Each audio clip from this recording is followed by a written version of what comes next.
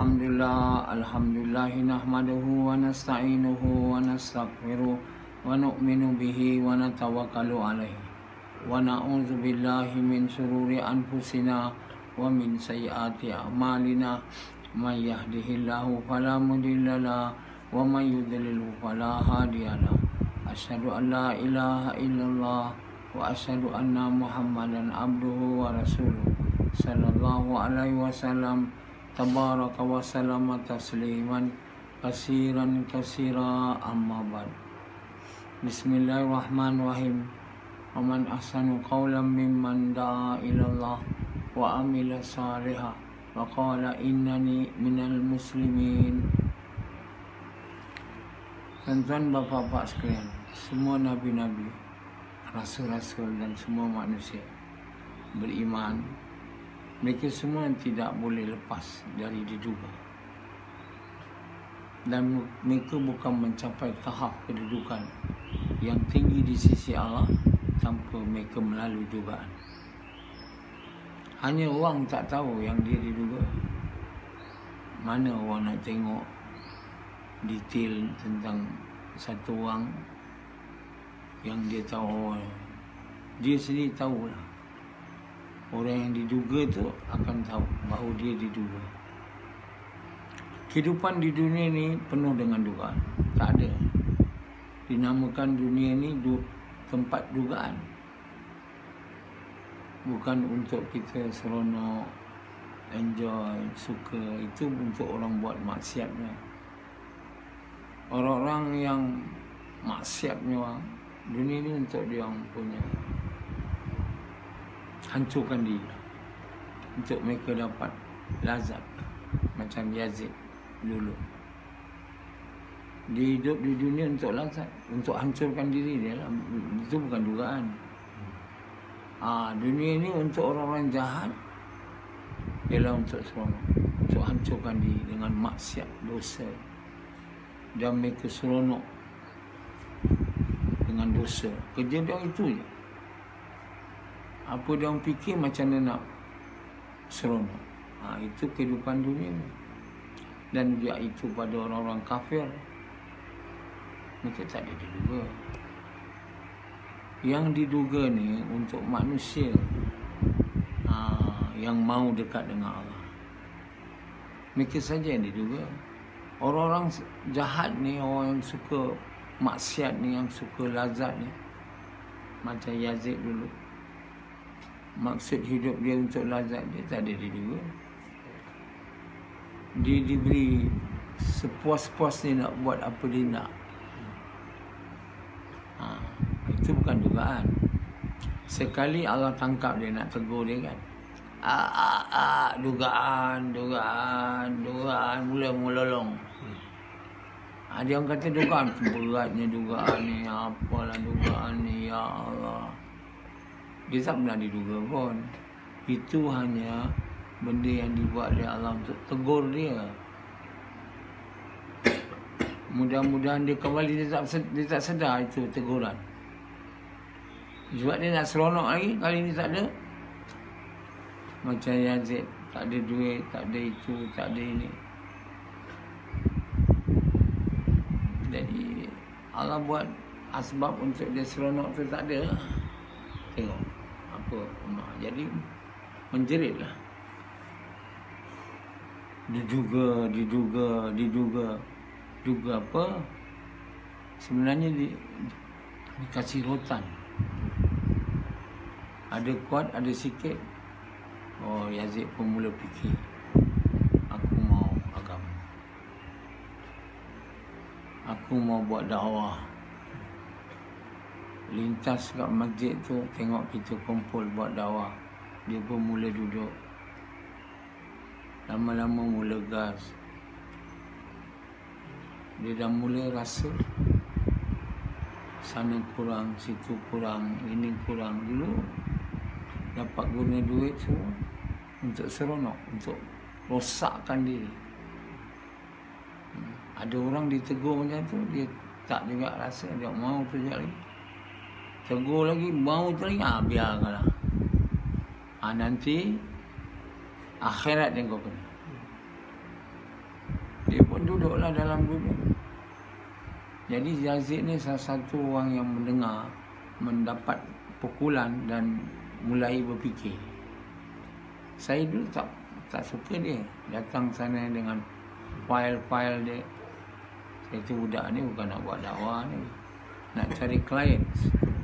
Antara yang ikut saya tu dah lah dia orang ni rosak, datang pula perosak ni. Nak membawa dia. Jadi dia tak berani jumpa saya. Saya pun tak ada kisah tengok dia. Dia nak gas-gas lah, dia nak apa-apalah. Sebab saya tahu dia nak tekan orang. Saya beli insurans nak rosakkan semua yang ikut saya. Saya diam ya. Saya tengok siapa yang terdedah dengan rosak tu, ambil. Tapi nampaknya pun tak ada orang lah nak ambil dia punya tu. Unit trust tu. Lama dia pun give up. Baik aku buat ni lah. Dia bukan betul-betul nak agama. Dalam hati tu nak dunia je. Jadi bila dia select, bini dia ambil, saya tak ada jemput dia sangat. Saya biarlah dia ni select tu lah. Lebih baik select lagi daripada menghancur, merosakkan orang lain. Adalah orang lain jumpa dia, tapi saya tak ada. Jangan-jangan sekali dua je. Ini Yazid ni. Jadi tuan-tuan bapa sekalian, Allah SWT duga ni untuk orang yang mahu Allah kan. Orang yang masuk sekolah iman dan amal, betul-betul masuk. Jadi bila masuk sekolah iman amal, tentu dia diduga. Bila dah masuk dia mula kena duga. Tak tahan lah, tak boleh lah. Tak boleh cakap kalimah. Aku cakap kalimah je, semua bisnes tak ada masuk. Aku cakap kalimah je, semua benda tak ada. Dan dia pun jumpa saya. Dah sesat saya tak boleh cakap kalimah. Saya mau berhenti jadi murid. Lantaklah kau. Kalau nak berhentilah saya bilang. Bukan ada paksa. Jadi Allah SWT bagi orang yang nak kalimah masuk dalam hati dia. Mana boleh kalau tak diduga. Macam Samad, dia nak kalimah masuk dalam, tapi dia tak mau diduga. Macam Hanzalah, dia mau kalimah masuk, tak mau diduga. Boleh masuk. Jadi Allah sudah bagi tahu, tidak akan aku biarkan mereka yang bercakap tiada Tuhan melainkan Allah, tiada yang bagi duit melainkan Allah, tiada yang bagi manfaat mudarat melainkan Allah, melainkan aku duga dia. Jadi kalau tahan, teruskanlah kata Allah. Aku duga lagi satu. Itu baru satu part.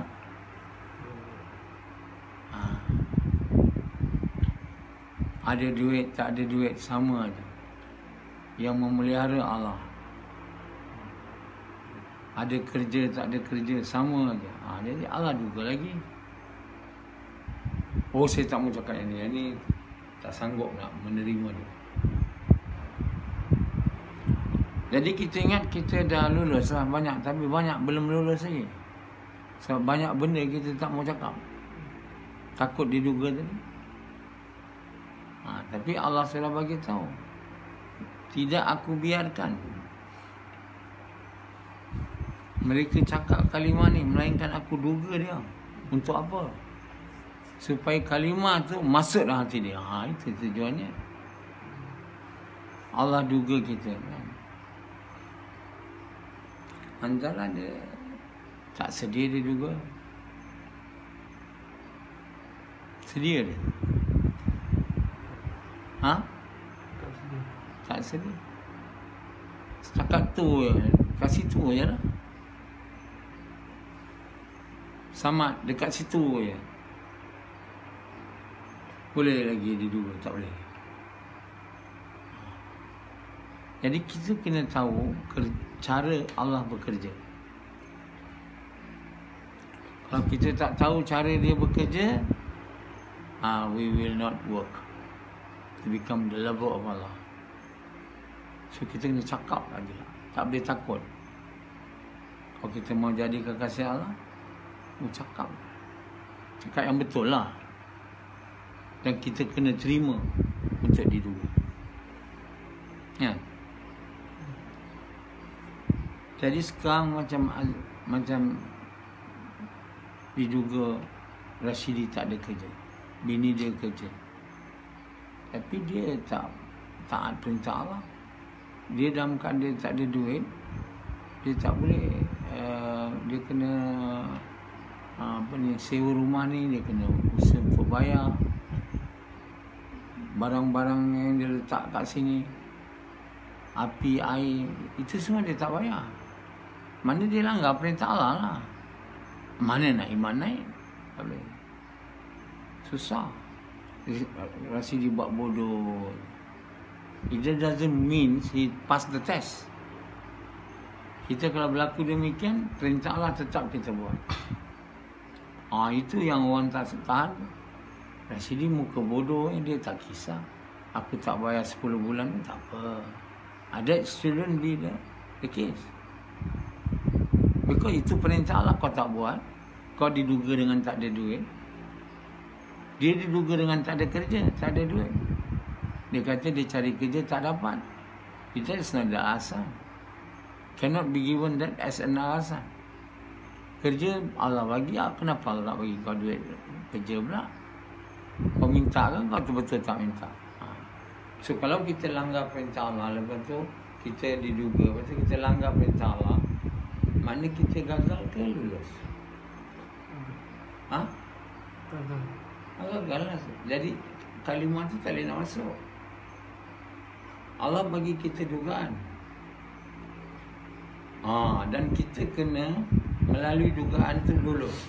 Lulus maknanya dengan dugaan tu kita dapat taat perintah Allah. Faham? Kalau kita tak lulus, duit tak ada, tak kerja, duduk sini, apa orang makan bagi, dan anak bini pun tak dapat nak bagi, sewa rumah ni pun tak boleh bagi, that is not lulus. That's namanya tak lulus. Macam Hanzalah juga. Dia tak ada duit, dia buat bodoh je duduk sini. Kan? It doesn't mean dia lulus. Mana ada orang duduk mana rumah tak bayar sewa? Ada. Sewa pun murah. Macam Azli buat bodoh yang tak mau bayar. That's not mean tak lulus. Sebab itu kalimah tu tak masuk. Kita kalau kita lulus tu kita sangat, kalimah tu akan naik. Hari demi hari diduga, hari demi hari dia naik. Dia bukan menurun, tapi kalau kita gagal, hari demi hari dia menurun. Kalau ceramah-ceramah agama lain, dia tak beritahu hal ni, macam orang kat depan ni semua betul. Padahal dia orang kat depan sendiri diduga tak dapat taat perintah. Itu namanya diduga tu lulus bila dapat taat perintah. Bukan saya diduga. Lulus tak? Tak. Ada buat apa diduga tak lulus? Kita yang mau ni diduga dan lulus. Tanda lulus kita ikut perintah Allah dalam apa keadaan. Bila kita lulus, Allah buat ketentuan naik iman. Bila kita turun, Allah buat dia turun, lemah. Turunlah. Macam Hazri ni. Bila saya cakap macam ni, dia tengok muka dia. Macam muka bodoh je. Mengaku. Itu je lah dia boleh buat. Rashidi pula tengok muka dia. Apa muka dia? Muka bodoh ke muka garang? Tak. Aku tak ada duit. Apa nak bagi? Dia cakap macam-macam lah. Dia bukan masalah tu. Masalahnya kita telah dapat taat perintah. Jadi makna dugaan kita tu berat. Kita dah jatuh. Kita mesti dapat dugaan yang rendah sikit. Sebab itu orang jangan minta dugaan. pada Allah apa-apa je boleh duga saya. Bukan dugaan ni satu benda yang boleh datang kan. Kita mau minta kata Hadraji tu. Dugaan yang kita boleh buat, yang kita boleh mampu, yang kita boleh lulus. Kita pantang tak boleh lulus dugaan. Bila kita tak lulus dugaan, macam Samad, iman turunlah. Jadi kita hari ni kena tahu dugaan tu untuk siapa. Kalau macam Yazid dulu nak maksiat macam orang Islam, itu bukan dugaan. Itu Allah biarkan dia, sekali Allah lipat dia. Dugaan. Itu lipatan, rotan. Mana ada Yazid lagi dapat dugaan? Yazid tu muka dia kau tengok. Muka anak-anak dia pun ikut muka dia juga. Tinggal kerja Nabi buat bodoh. Sikit pun rasa susah tak ada anak-anak dia. Bodoh je 3 orang. Ini namanya muka bodoh. Buat muka bodoh lah supaya tak rasa besar. Sebab anak dia tak mau ikut. Kalau orang buat usaha agama nak dapat Allah, dia mesti melalui dugaan. Untuk melalui dugaan tu dia kena taat perintah Allah. Kalau tak mau taat perintah Allah, maknanya tak mau dugaan. Kat situ je lah. Allah suruh perintah ni tak mau buat. Lagi tak mau buat. Melalui mana? Bila mesap suruh, tak mau buat. Apa saya suruh, anak-anak dia semua tak mau buat. Maknanya anak-anak dia tak mau dugaan. Kalau dia tak mau dugaan, maknanya dia tak mau menuju kepada Allah.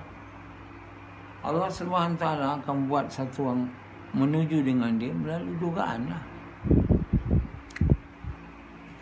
Mana boleh lulus, iman boleh naik. Kalau dugaan tak pas, kita pun faham pelajaran macam sekolah. Nak jadi doktor, nak jadi jurutera, nak jadi optometris. Mana ada dia orang tu tak ada exam lah kita panggil. Tak ada, semua kena exam. Tapi exam tu je lah untuk jadi doktor. Begitulah sekarang ni, dugaan atau exam untuk jadi orang beriman bersaleh bukan satu benda yang kecil. Orang ingat ni benda ni senang. Akhirnya tak ada siapa lah buat. Dan tak ada siapa yang jadi. Macam mereka hanya pilih, saya tak nak. Saya hanya nak berseronok kat dunia ni. Allah biarkanlah. Mana ada dugaan. Tapi satu kali kena rotan, zam. Masa tu baru kau tahu. Menjerit. Baru nak kembali kepada agama. Dah ada sikit, kurang tinggal lagi agama. Bukan nak. Rashidi, dia diduga, dia buat dia. Biarlah. Saya tak lulus pun tak apa. Saya terus macam ni je. Apa jadi? Kalau kita tak ikut peraturan, tak boleh iman naik. Nah. Jadi iman ni perkara sebenarnya lah. Manusia di dunia ni, sebelum dia mati, dia sebenarnya ini je nak dapat. Mana ada Allah suruh benda-benda lain nak dapat. Memanglah Allah suruh kita jadi kekasih dia, tapi jalan dia mesti iman kuat, amal betul. Jadi yang betul-betul manusia ni nak buat kat dunia, nak dapat kat dunia ni, satu je, iman yang kuat dan amal yang bagus. Bas. Tapi tak nak yang tu. Sebab jalan tu jalan susah, jalan yang diduga. Itu dia yang tak nak. Dia nak jalan iman kuat, amal bagus, boleh buat apa suka. Boleh ya? Rashidi.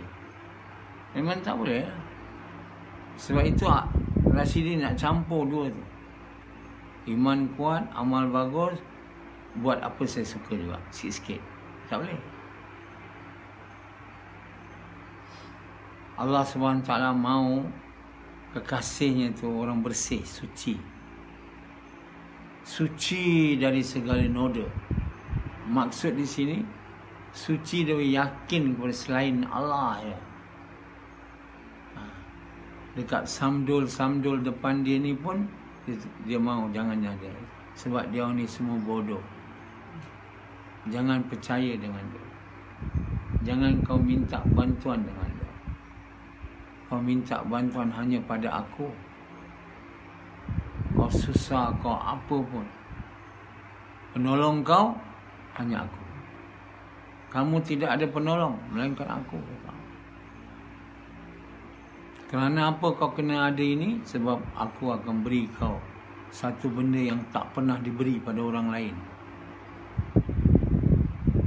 Orang keliling kau tu jangan nak harap